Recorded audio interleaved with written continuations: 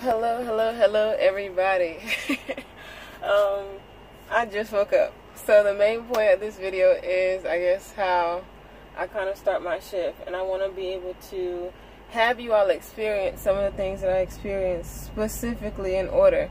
I woke up at like 10:13 p.m. and I'm just wanting to go back to sleep for real.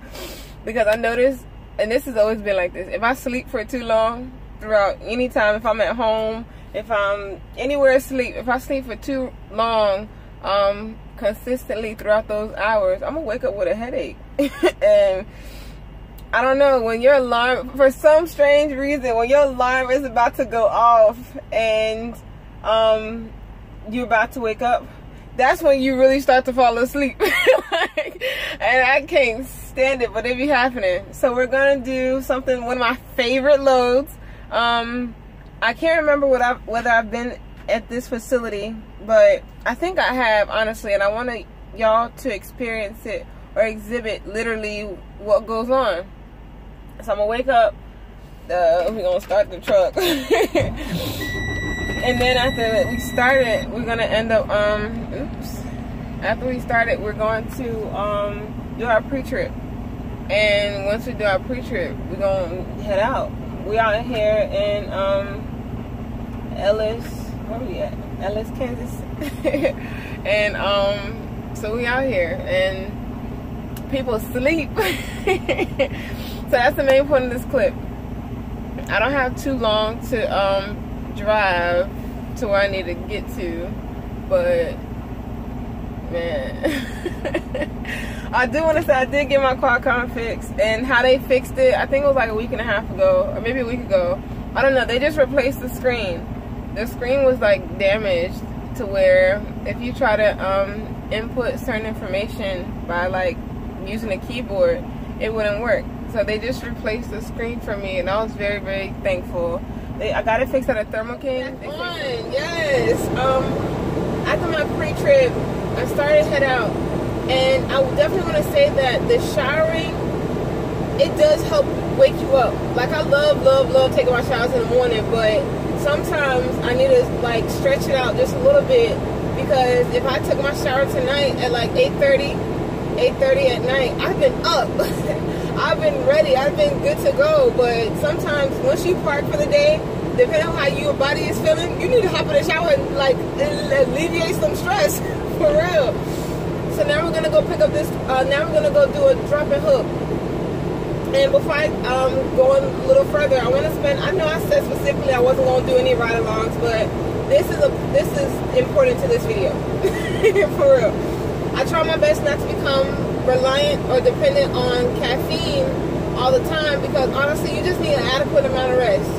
Or you just need enough rest to where you feel like to where I guess it's suffice enough for you to be driving on a late night.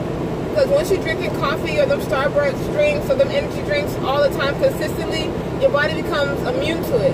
Or like your body becomes prone to it. I don't know if I'm saying it right. But yeah, I highly encourage my beautiful women to come out here. But just do so safely. Do so wisely. Watch your back, like for real. And I encourage women, mainly, if you don't want to be a solo driver, team the hell up. Team up with your spouse. Team up with someone you confide in. Someone that you honestly could be in a confined area 24/7.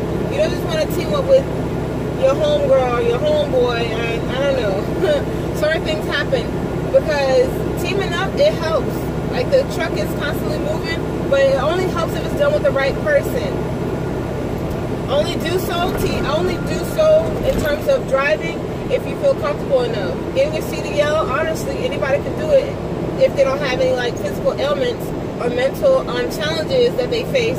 But it's a lot of opportunities out here. Whether you're driving trucks, whether you're owning your own business, it's a lot of opportunities out here. It's all about just how you just gotta go about it with caution. You gotta go about your situations carefully.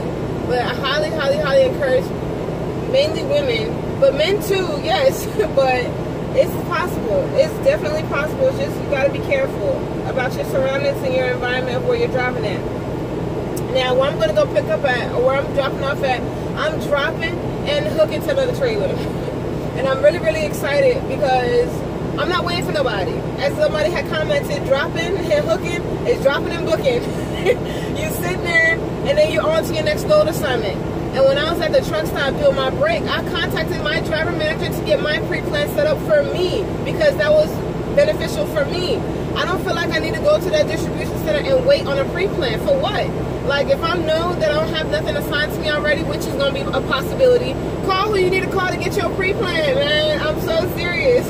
Because now that I know where I'm going in a direction to where I want to go, okay? And once I drop to this trailer and hook to another one, I'm going on about my business. I'm not waiting for nobody. I'm not waiting for nothing. So once I fill out the portion of the Qualcomm towards the empty destination, within a few minutes, I'm dispatched on my next load assignment. If it takes like way too long, I'm going to call who I need to call because, I mean, hey, time is money. I know, again, I did say I wasn't going to do ride-alongs, but this is the point of my video. So we just arrived here at like 3 in the morning, and the first thing we did was change our duty status and kind of confirm our arrival to let the Qualcomm and Stevens people know that we're here.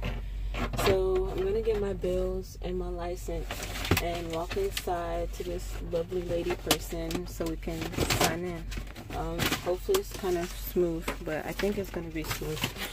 Honestly, have you been with us? No. Okay, welcome. Yeah, I'm on door 100.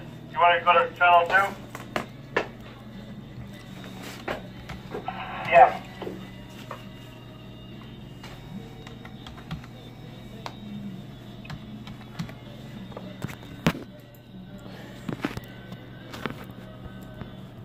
A bit cold this morning, but the wind isn't too bad, so.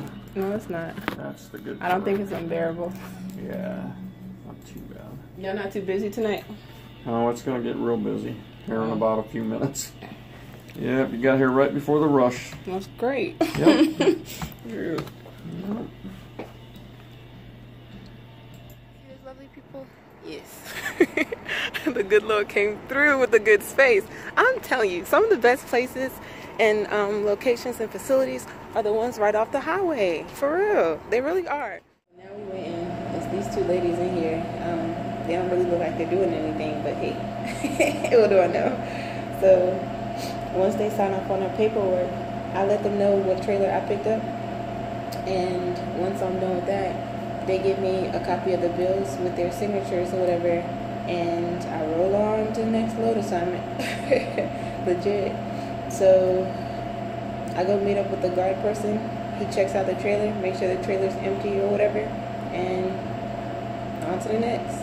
That's it. Dropping hooks, dropping book. I honestly feel like that's it. Now that I got back to the truck, all I did was do my empty at destination. It's pretty much when the shipping person or the receiver person gave me my bills, I inserted information in the Qualcomm letting, I guess, Stevens know that I was empty at this destination. And literally within like about 7 minutes, my pre-plan that I pretty much set up and my driver manager pretty much assisted me setting up. It was dispatched to me, same pre-plan. So now I'm about to deadhead about 300 miles to my next place to pick up, and I'm hyped because I can drive empty, but this trailer is dirty, so I definitely need to get the trailer washed on my way there. And I grabbed this trailer. You want to inspect the trailer yourself and do your own little mini pre-trip. So my beautiful women and lovely men, we are here, and this concludes our shift. I said in the last video that was going to be it, but I might as well just finish out the whole entire shift and how everything could be. So I arrived here at the facility of where I'm supposed to be picking up my next load assignment at 10:20 in the morning.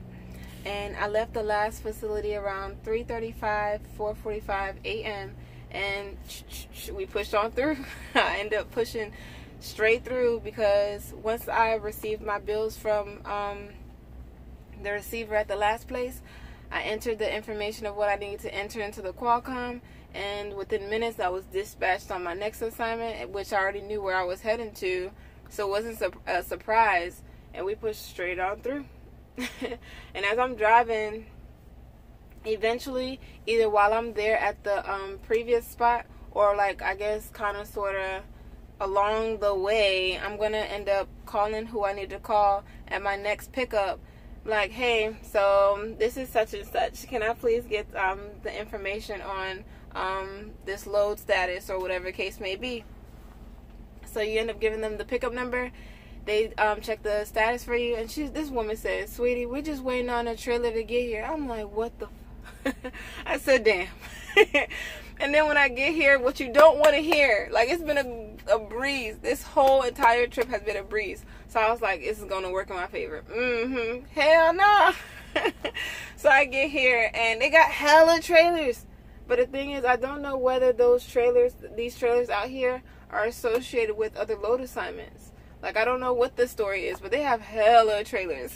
And so now that I'm already blown at that, because it's the fact that it's a meat plant. I hate coming to meat facilities because it be nauseating, for real. Like, especially when you have to do a 10-hour break. I've never done a full 10-hour break. No, I think I have. But I think okay, I don't think that was as unbearable as here. Here, you smell everything. Like, it's harsh. It's really harsh. So I got here, I end up having to get the trailer washed out. So they end up washing it out here. A lot of meat places, they have trailer washouts. So then washing the trailer here, and all I could think about was like, why? So she told me that the load wasn't ready, which, I mean, it was kind of expected. It happened until 11 at night to load this trailer, and I hope to the good Lord it's not going to take until 11 at night to load it, because people are ready to go. And they got a truck stop around the corner. Talk about tight. Now, honestly, I could have just dropped the trailer off. They did what they did, and then bobtailed to the truck stop, which is some miles away. But if you're moving forward, nobody's trying to come back. I'm not trying to come back. Like, once I get loaded and I get my bills, it's trying to keep it moving forward. So that's my shift assignment. I hope it makes sense. So in the end result, we might as well end up doing a post trip and laying it down. She told me to check back in with her around 2 p.m., which eventually I'll do. 2 end up being like 3 or 4. And once we get our load, we just I don't know, we go to the truck stop. Honestly, go shower it up or something, because it's real. So that's the shift. It starts around 10 something at night. I end up dropping it where I need to drop off around 3 something. And now I'm out here, and that's it.